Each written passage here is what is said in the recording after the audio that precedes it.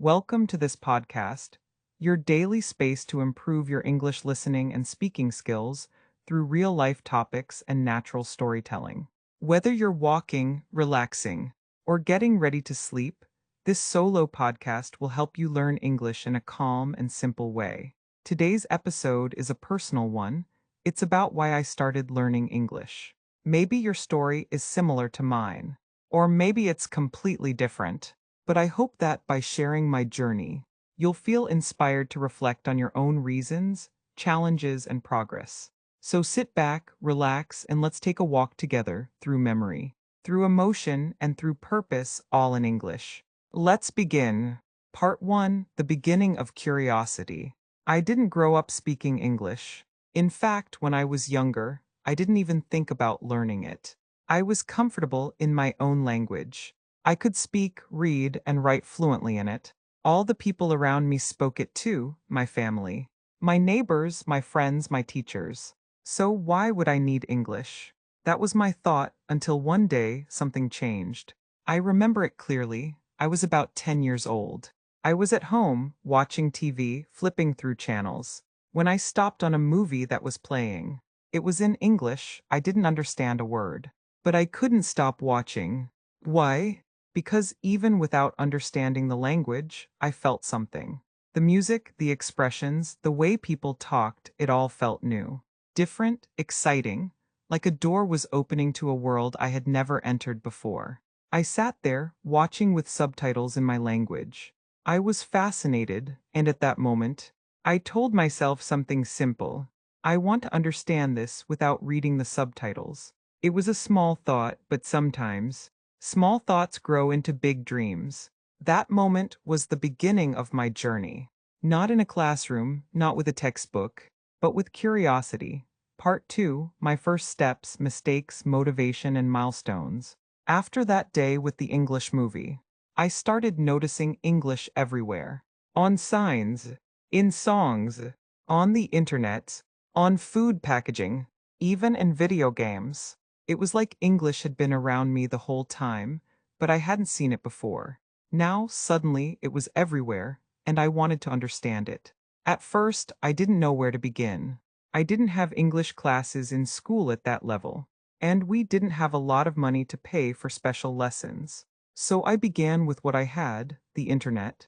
I looked up common English words. I learned how to say hello, thank you, and sorry. I watched more English cartoons and movies, with subtitles than without. I repeated lines out loud. I paused videos and mimicked the actors. I even sang along with English songs, even though I didn't fully understand them. It wasn't easy. I made so many mistakes. I pronounced things wrong. I got confused. I once said, I am boring instead of I am bored. And people laughed kindly, but still I felt embarrassed. But I kept going, because every small word I understood felt like a little victory. The first time I understood a full sentence without translation, that was a huge milestone for me. The first time I wrote a full sentence in English without help, I felt proud. And the first time I spoke to someone online in English, even with mistakes, I felt brave. Part 3: Realizing the Power of English. As I got older, my reasons for learning English became clearer. At first, it was just about curiosity. But now, I started to realize something powerful. English could connect me to the world. I could read articles from other countries. I could watch international videos. I could follow global news. I could even make friends with people who lived far away, just by using English. One day, I joined a chat room where people from all over the world talked about their hobbies. There was someone from Brazil, someone from Egypt, someone from Japan, someone from Germany. We all spoke different languages, but we had one language in common: English. That felt amazing. English was more than grammar and vocabulary. It was a bridge between cultures, a bridge between people, a bridge between who I was and who I could become.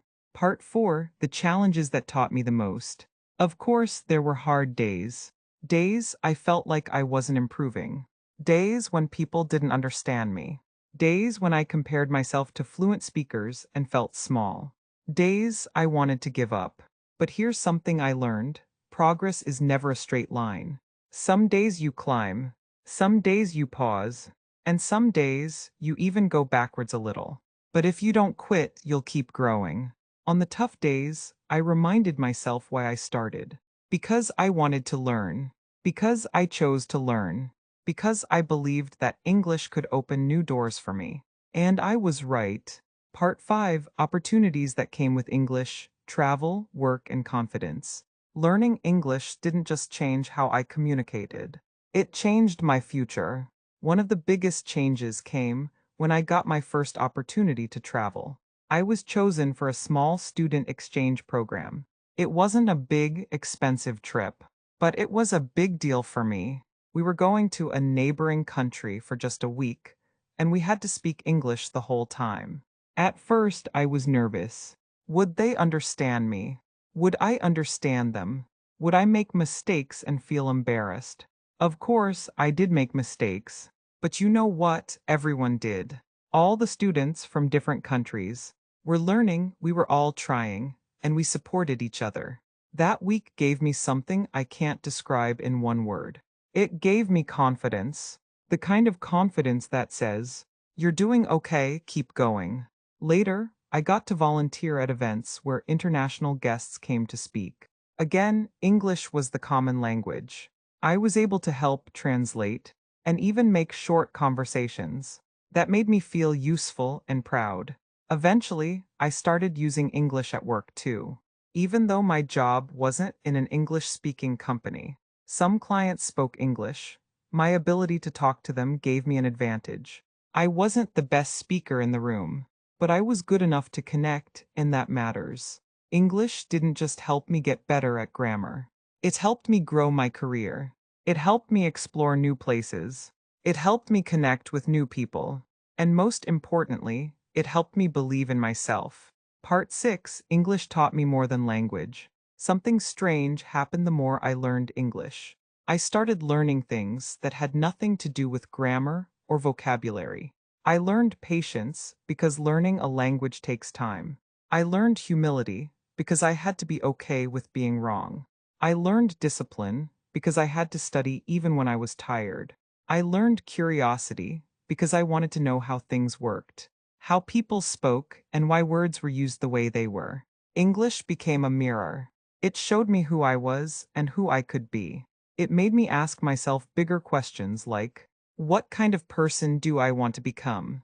How do I want to connect with the world? What can I share with others once I learn something new? Learning English wasn't just about talking to other people. It was about understanding myself too. And that, more than anything, kept me going. Part 7: The journey continues, why I still learn every day. Even now, after years of learning English, I still study it. Not because I have to, but because I want to. You see, English is not something I learned once and then finished. It's something I'm still growing with, even today. Every day brings a new word, a new phrase, a new accent I've never heard before, a new podcast or video where I hear people use words in ways I didn't expect. And that keeps the language fresh and exciting. Sometimes I go back to old movies I watched when I was just starting.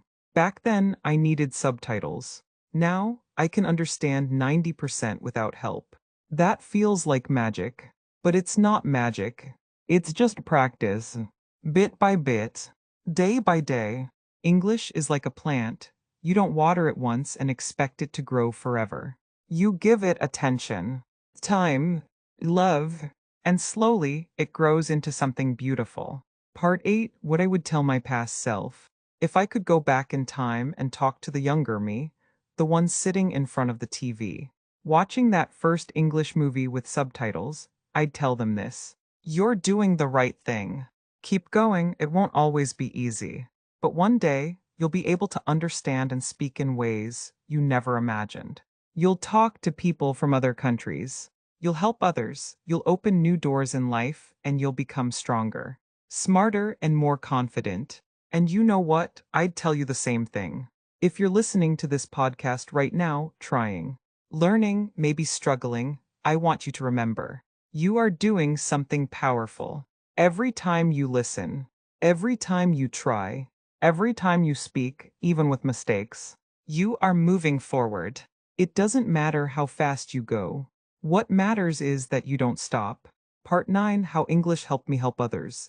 Teaching, sharing, and inspiring. As I became more confident in English, something beautiful happened.